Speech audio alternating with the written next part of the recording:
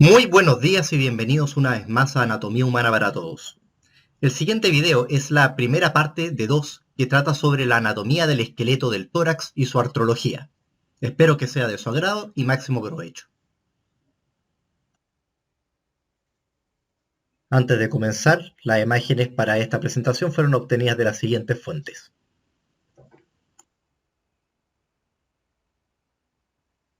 Consideraciones generales al esqueleto del tórax. Lo primero que salta a la vista cuando vemos al esqueleto torácico es que está constituido por distintos huesos intricadamente articulados, los cuales conforman una estructura denominada caja torácica. Posteriormente, la caja torácica se encuentra conformada por la columna vertebral torácica, cuyas vértebras serán estudiadas con mayor profundidad en un próximo video de columna vertebral y dorso.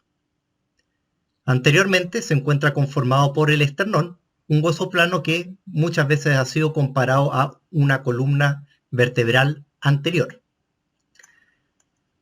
Uniendo ambos huesos se encuentran las costillas, huesos planos de forma alargada que articulan posteriormente con la columna vertebral y que se prolongan anteriormente mediante una serie de cartílagos denominados cartílagos costales, los cuales son los responsables de articular en definitiva con el margen lateral del esternón. Vamos a comenzar con el hueso de los gladiadores, el esternón. Antes de comenzar la descripción en detalle, precisemos que el esternón está conformado por tres partes ordenadas en sentido cráneo-caudal. Manubrio, que algunos le dicen empuñadura o presternum, pero lo más correcto conforme a la terminología anatómica es el manubrio, así que le vamos a decir manubrio. Inferiormente encontramos al cuerpo, a veces lo puede encontrar como mesoesternum, y la porción inferior, denominado proceso o apófisis sifoides, sifoesternum o apófisis ensiforme. El eje mayor del esternón mide de 15 a 20 centímetros. Y el diámetro máximo se encuentra a nivel del manubrio y alcanza aproximadamente 5 a 6 milímetros. El espesor máximo del hueso también se encuentra en el manubrio y alcanza aproximadamente los 12 milímetros. Contrario a lo que pudiera parecer a primera vista, el eje mayor del esternón no es vertical, sino se encuentra oblicuo hacia abajo y adelante. De esto resulta lo siguiente. 1. Que si extendemos una línea imaginaria que proyecte hacia atrás el eje mayor del esternón, esta intersectaría la columna vertebral aproximadamente a la altura de C3 o de C4.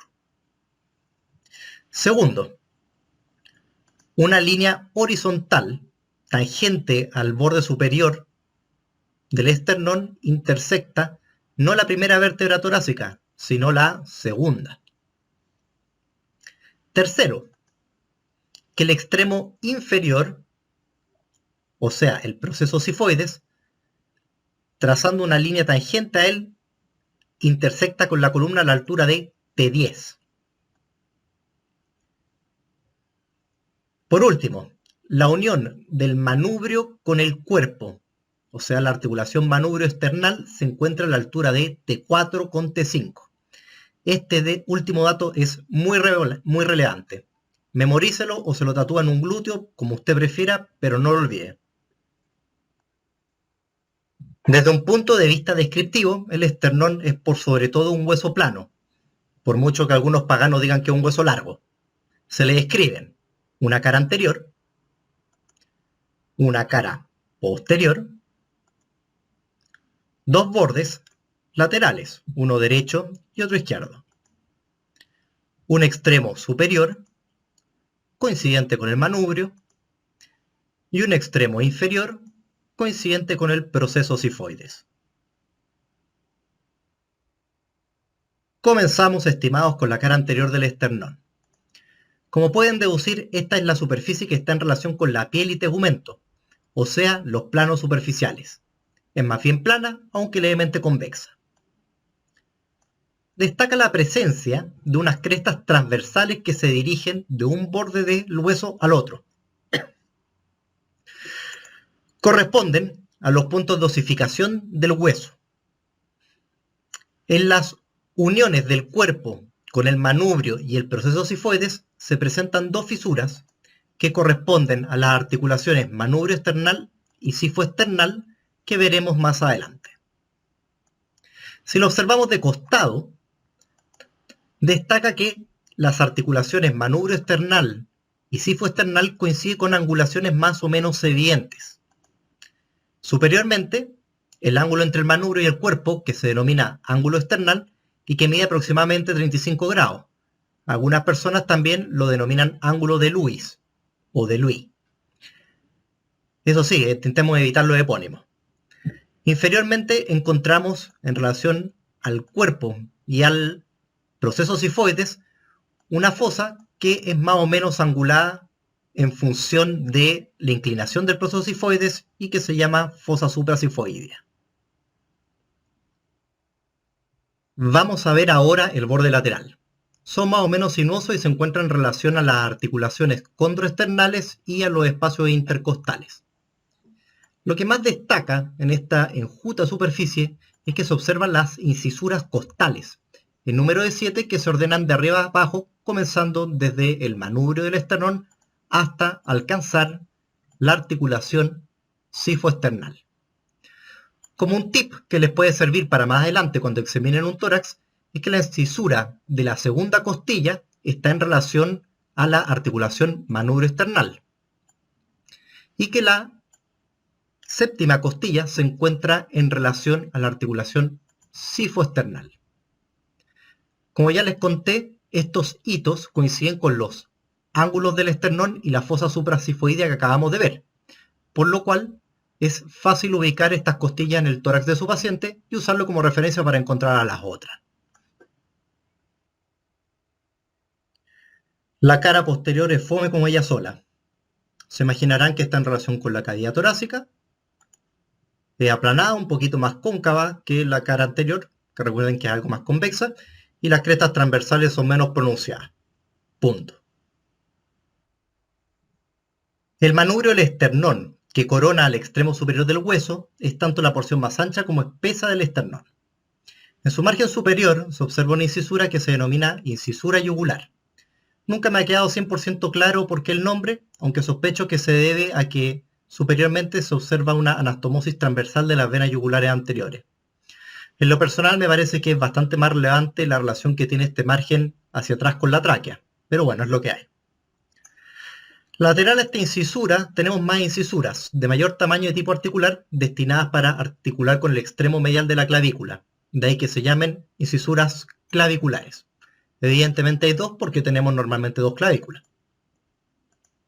Les recuerdo que el borde lateral del manubrio tiene la incisura de la primera articulación esternocostal y además la mitad superior de la segunda incisura costal.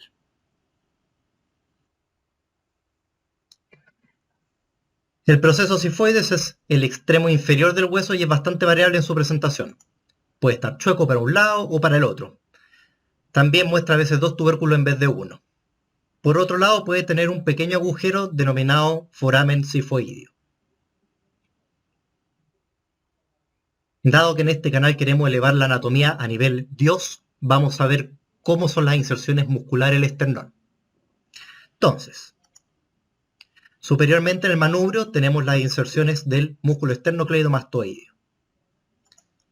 La inserción que más llama la atención es la extensa inserción que presenta el músculo pectoral mayor.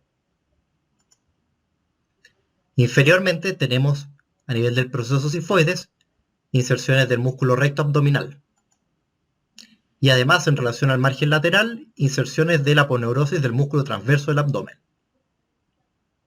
Visto en su cara posterior, vemos que el manubrio external presta inserción al músculo esternoioideo y algo más inferior al músculo esternotiroideo.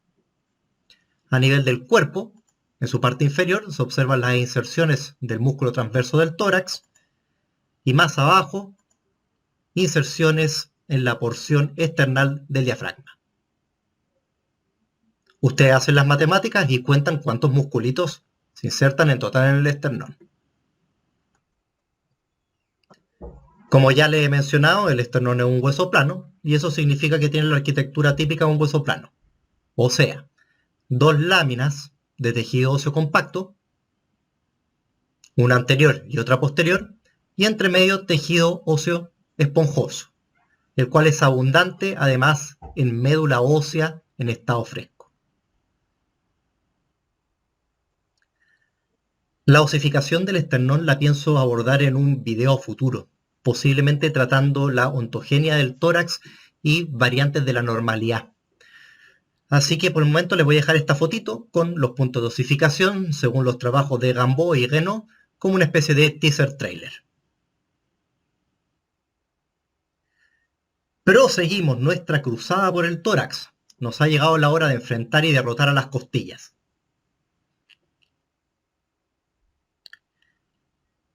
Las costillas son huesos planos, a pesar de la pronunciada longitud que presentan. Típicamente se les pregunta por la clasificación de este hueso y año tras año contestan que es un hueso largo. Nada que hacer. Es una pregunta que históricamente causa problemas. Pero bueno, ya les advierto, hueso plano. Recordemos que en total existen 24 costillas que están ordenadas en pares. O sea, tenemos 12 costillas derechas y 12 costillas izquierdas. Las costillas articulan por uno de sus extremos con la columna vertebral y por su extremo anterior con su cartílago costal, quien a su vez articula con el esternón. Aquí hay que hacer una observación capital. Las costillas se dividen en dos grupos en función de cómo articulan sus cartílagos costales. Las primeras 7 costillas articulan mediante sus cartílagos costales directamente en el esternón. Por esto mismo son denominadas costillas verdaderas. Las restantes 5 costillas no articulan directamente con sus cartílagos costales en el esternón. Por esto mismo son denominadas costillas falsas. Aquellos que son más avispados ya se han dado cuenta de que las últimas 2 costillas, o sea la 11 y la 12, ni siquiera alcanzan a articular con el esternón. Por esto mismo, estas costillas se le denominan costillas flotantes. ¿Qué les pasa a las costillas 8, 9 y 10? Sus cartílagos costales se unen entre sí y forman un margen común de cartílago, denominado arco costal, que alcanza al cartílago costal de la séptima costilla y de manera muy rebuscada terminan llegando al esternón. Sin embargo lo hacen, así que bien por ella. Vamos a precisar algunas cosas de las costillas. Primero y lo más evidente es que las costillas están extremadamente curvadas. La curva más evidente es denominada muchas veces como curva sobre el plano o curva de arrollamiento, y es la curva típica de la costilla que describe una curvatura medial que se encuentra orientada hacia la cavidad torácica. La segunda curvatura, la curva sobre el borde o la curva de torsión, se evidencia porque el extremo posterior de la costilla es más superior y más lateral que el extremo anterior, que es más medial y más anterior. Esas son las curvaturas que describe la mayoría de los textos. Algunos, como Rouvier, incluyen una curvatura axial, la cual implica que el eje mayor de la costilla está torcido. En breve, las costillas son ultra chuecas. Pasemos a estudiar las características comunes a estos huesos. A las costillas se le escriben una cara externa y una cara interna. Presentan un extremo posterior, un cuerpo y un extremo anterior.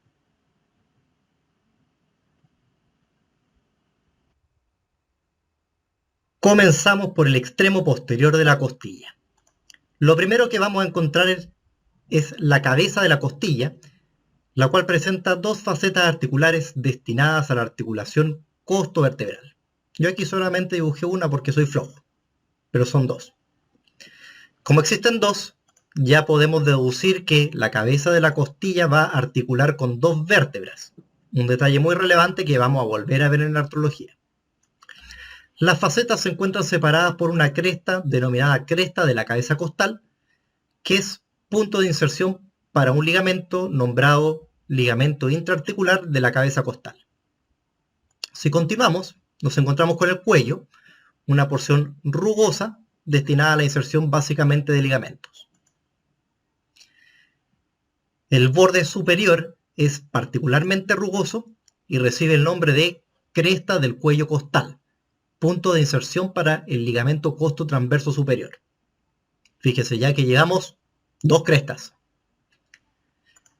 Más hacia adelante nos encontramos con el tubérculo costal, que presenta 2 partes. Una parte articular destinada a la articulación costo-transversa y una porción no articular rugosa destinada a la inserción del ligamento costo-transverso lateral. Luego del tubérculo costal se extiende hacia adelante el cuerpo de la costilla. En general es muy simple. Atrás presenta en primer lugar un cambio de dirección brusco que se denomina ángulo de la costilla. Algunos autores le denominan ángulo posterior, pero el nombre correcto en terminología es ángulo. Se encuentra aproximadamente a esta altura. Luego, hacia adelante, encontramos el cuerpo de la costilla que presenta en su borde superior rugosidades que le valen el nombre de cresta costal. Ya se da cuenta que tenemos 3 crestas a nivel de la costilla. Mucha cresta. Destacablemente, en la cara interna de la costilla se observa un surco que ordinariamente no es muy profundo, se llama surco costal, y se encuentra en relación al paso de los vasos intercostales posteriores y al nervio intercostal. Por último, anteriormente se observa un ángulo menos acentuado que el ángulo que acabo de mencionar y que algunos autores denominan ángulo anterior. Lamentablemente este ángulo anterior no es reconocido por la terminología anatómica del 98.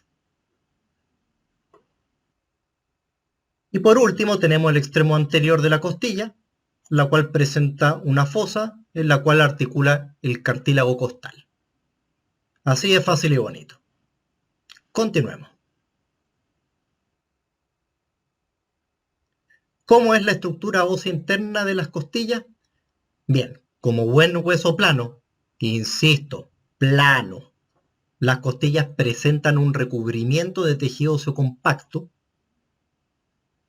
y una porción central de tejido óseo esponjoso.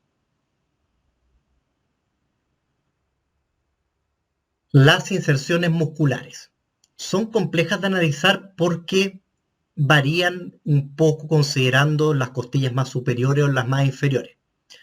Para no fastidiar demasiado, me voy a dirigir a las principales inserciones musculares que presentan básicamente todas las costillas. Y estas obedecen a unos músculos denominados músculos intercostales. Son 3 músculos intercostales, externo, medio e íntimo, a los cuales habría que agregar otros músculos en el extremo posterior de las costillas que se denominan músculos elevadores costales o músculos elevadores de las costillas. Estos son los principales músculos que vamos a encontrar en relación a todas las costillas del tórax. Sin embargo, algunas van a tener inserciones un poquito distintas, como ya les decía, dependiendo de la altura de la costilla que consideremos. En cualquier caso, si desea ver estos músculos en mayor detalle, ya puede hacerlo en mi sección de miología de tórax en el canal. De acuerdo, las características que acabamos de ver son propias a las costillas. No obstante, tenemos algunas que son especiales, dado que su anatomía escapa un poco de lo que acabamos de describir. Estas costillas son las que se encuentran en los extremos superior e inferior del tórax, o sea, la primera, la segunda, la 11ª y la 12ª. La primera es la más especial dentro de las especiales. Vamos con el extremo posterior. La cabeza presenta únicamente una faceta costal, puesto que articula únicamente con la primera vértebra torácica. El cuello es aplanado y el tubérculo es prominente. Su cuerpo se caracteriza por ser plano y estar dispuesto horizontalmente, por lo que presenta una cara superior y otra inferior. En la cara superior se evidencia el tubérculo escalénico anterior, que sirve para la inserción del músculo del mismo nombre. Por adelante se observa un surco por el cual pasa la vena subclavia. Y posterior al tubérculo escalénico, otro surco por el cual pasa la arteria subclavia. Esta es una disposición clásica de pregunta de prueba, así que recuerde, delante del tubérculo la vena subclavia y por atrás la arteria. Por último, el cuerpo no presenta surco costal. Dado que se encuentran aquí no porque quieran presentarse al examen, sino porque quieren eximirse y lucirse frente a su profesor, vamos a ver cómo son las inserciones musculares. Entonces, ya hemos mencionado esta primera, que es la inserción del músculo escaleno anterior. Posteriormente, en la cara superior de la costilla tenemos la inserción del escaleno medio. Adelante, en el extremo anterior de la costilla, la inserción del músculo subclavio.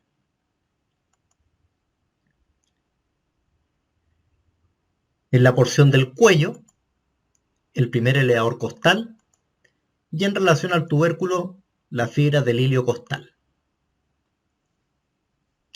Lateral a las inserciones del escaleno medio encontramos la inserción del serrato posterior superior,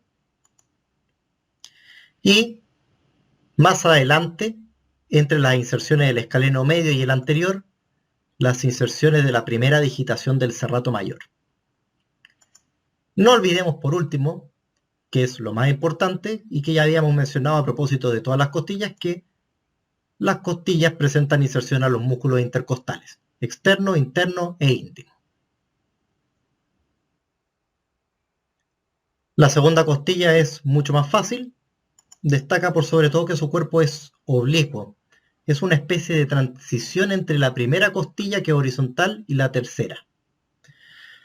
Tampoco presenta surco costal y su hito más característico es que presenta unas rugosidades o unas tuberosidades en su cuerpo para la inserción del músculo serrato anterior. Veamos las inserciones musculares de la segunda costilla. Tenemos por aquí la inserción del músculo escaleno posterior.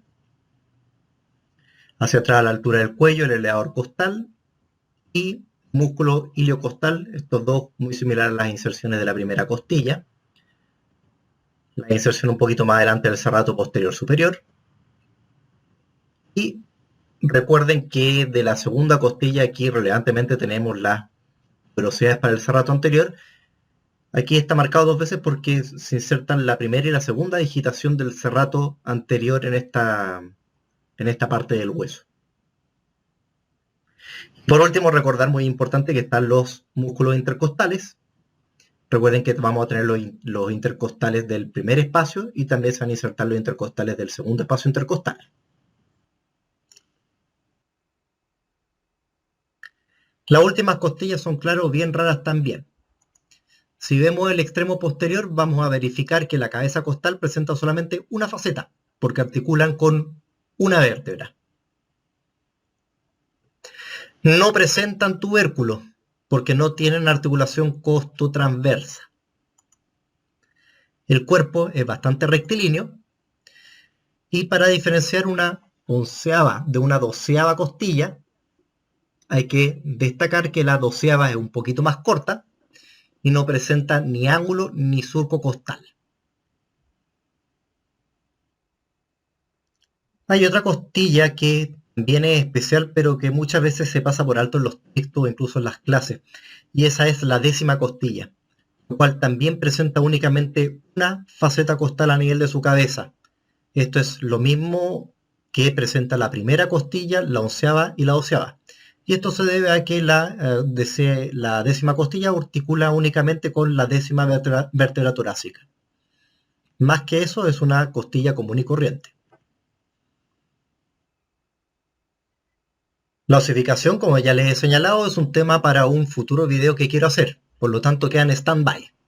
Mini spoiler: presenta un punto de osificación primario y 3 secundarios.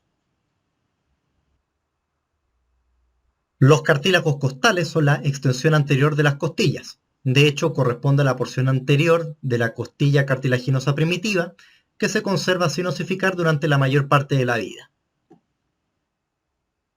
Los cartílagos costales son muy similares a sus costillas. Por ejemplo, vemos aquí que el primer cartílago costal también es aplanado, como la primera costilla. Recordemos que los cartílagos primero al séptimo articulan directamente con el margen lateral del esternón.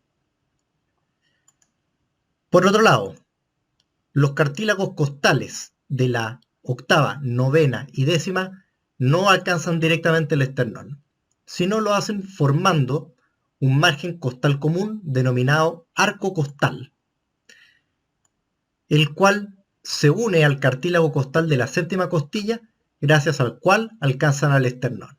Como ya lo habíamos dicho, de manera rebuscada, pero lo terminan haciendo. Por último, el cartílago costal de la onceava y de la doceava no alcanzan el esternón, pero ojo piojo que sí existen. La onceava y la doceava también presentan un pequeño cartílago costal. Rara vez se les dibuja, no obstante. Podemos ahora dedicarnos a estudiar con propiedad la anatomía de la caja torácica. La caja torácica muestra una serie de particularidades interesantes que son producto de las características de los huesos que venimos de estudiar.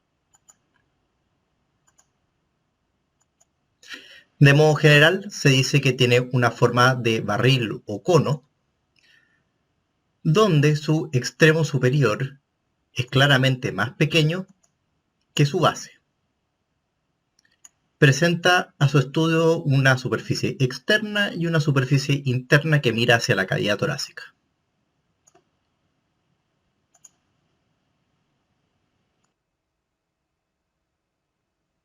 Si trazamos dos líneas que pasan por los ángulos anteriores, entre comillas, de las costillas, tenemos los límites de la cara anterior de la caja torácica. Luego, si consideramos dos líneas que unan respectivamente los ángulos anteriores y los ángulos de las costillas, encontramos los límites de la pared lateral de la caja torácica. Por último, aquello que queda comprendido entre los ángulos costales obedece a la cara posterior. También se reconoce una apertura torácica superior, que ya hemos dicho es más pequeña en comparación a la base, donde se observa la apertura torácica inferior.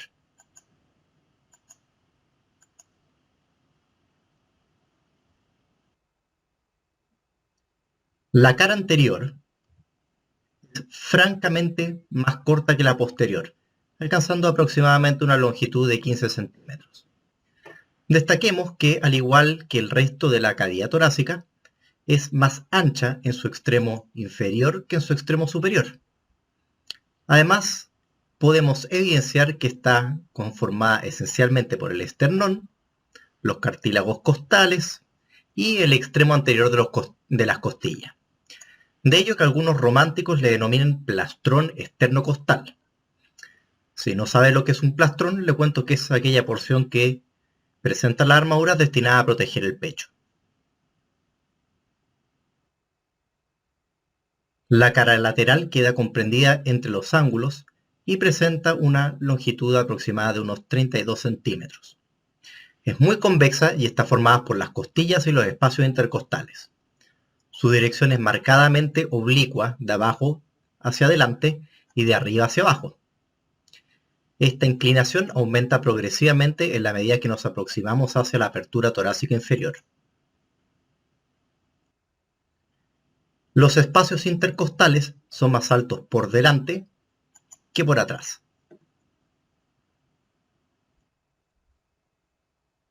La cara posterior es la más accidentada. Recordamos que esta cara está comprendida entre los ángulos costales. Mide aproximadamente unos 27 centímetros. En la línea mediana posterior se observa una cresta que corresponde a los procesos espinosos de las vértebras torácicas, y dos crestas laterales paralelas a la precedente que obedecen a las articulaciones costotransversas.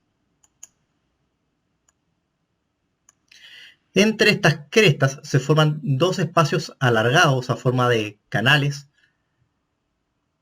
que están constituidos o conformados por la yuxtaposición de las láminas vertebrales. Estos espacios corresponden en estado fresco al músculo transverso espinoso.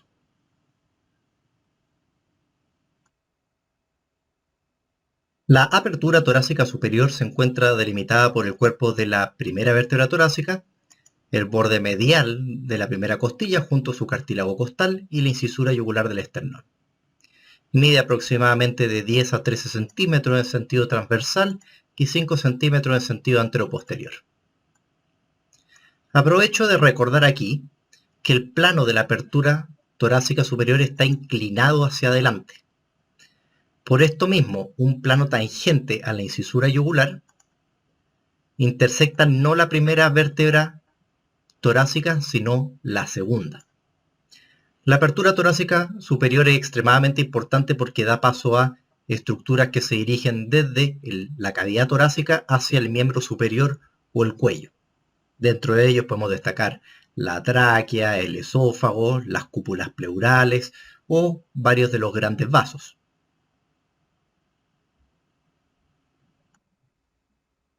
La apertura inferior es muy distinta.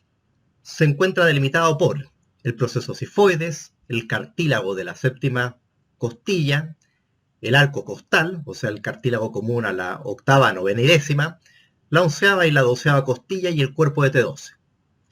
Su diámetro mayor es transversal, que alcanza los 26 centímetros, y en sentido anteroposterior mide aproximadamente unos 12 centímetros. Como podemos ver de costado, la apertura inferior presenta un plano inclinado hacia adelante. Ya hemos dicho que una tangente al proceso sifoides intersecta aproximadamente a la altura de T10. Esta gran comunicación se encuentra en estado fresco obturada por el ominoso diafragma, un portento de músculo que ya hemos descrito en la sección de miología con lujo de detalle. Entre los arcos costales y el proceso sifoides existe un ángulo de seno inferior denominado ángulo infraesternal, el cual mide aproximadamente entre 70 y 75 grados, 80 grados llegan incluso a decir algunas fuentes. Por último, y para concluir esta sección, vamos a observar la superficie interna de la cavidad torácica, la cual mira hacia la cavidad torácica. Como se pueden dar cuenta, esto vendría a ser una especie de negativo de la superficie externa, o sea, donde la superficie es convexa, hacia el interior es cóncava. De este modo se describe una forma interna, un contorno interno que tiene ese perímetro. Una de las cosas que pueden darse cuenta es que existen un poquito de diferencias en relación a la superficie externa en la parte posterior, porque encontramos dos surcos en relación a la zona de los ángulos costales que se denominan los surcos pulmonares, y se denominan así porque en estado fresco se relacionan con el borde posterior de los pulmones. La otra cosa es que en la línea mediana posterior se observa el relieve que producen los cuerpos vertebrales. Por lo tanto, en ese punto existe un estrechamiento en sentido anteroposterior de la cavidad torácica. Y sería todo respecto a la osteología del tórax. Vamos a hacer un pequeño resumen respecto a las cosas que hemos visto. El esqueleto del tórax está conformado por la columna vertebral torácica, el esternón y las costillas junto a los cartílagos costales. Al conjunto de estos huesos articulados se les denomina caja torácica y delimitan la cavidad torácica. El esternón es un hueso plano que articula sus costados con los cartílagos costales. Las costillas son huesos planos y curvados que delimitan los espacios intercostales junto a sus cartílagos. Se dividen en verdaderas, falsas y flotantes. Si quiere, pudiéramos agregar que existen algunas que son especiales también.